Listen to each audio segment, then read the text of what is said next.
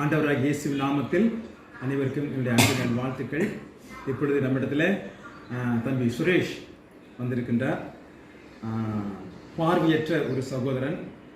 அவனுக்கு பிறவியிலே கண் பார்வை தெரிந்து 9வது படிக்கும் வரைக்கும் அவனுக்கு பார்வையில்லவனாக இருந்தான். அதற்கு பிற்பாடு இந்த கள்ளிப்பால் கண்ணிலே பட்டு அவனுடைய பார்வை இழந்து விட்டது.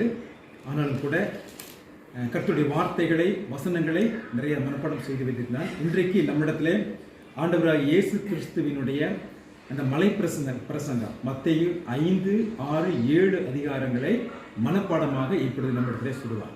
ரைட், சொல்லுப்பா, ஸ்டார்ட். மத்தேயு எழுதின சுவிசேஷம் அதிகாரம் 5. அவர் திரளான ஜனங்களை கண்டு மலையின் மேல் ஏறினார். அவர் உட்கார்ந்த பொழுது அவருடைய சீசர்கள் அவரிடத்தில் வந்தார்கள். அப்பொழுது அவர் தமது வாயை திறந்தவர்களுக்கு உபதேசித்து சொன்னது என்னவென்றால், ஆவியில் எளிமையுள்ளவர்கள் பாக்கியவான்கள், பரலோக ராஜ்யம் அவர்களுடையது. துயரப்படுகிறவர்கள் பாக்கியவான்கள், அவர்கள் ஆறுதல் அடைவார்கள். சாந்த குணமுள்ளவர்கள் பாக்கியவான்கள், அவர்கள் பூமியை சுதந்திரத்துக் கொள்வார்கள். நீதியின் மேல் பசுதாகம் உள்ளவர்கள் பாக்கியவான்கள், அவர்கள் திருப்தி அடைவார்கள். இரக்கமுள்ளவர்கள் பாக்கியவான்கள், அவர்கள் இரக்கம் பெறுவார்கள்.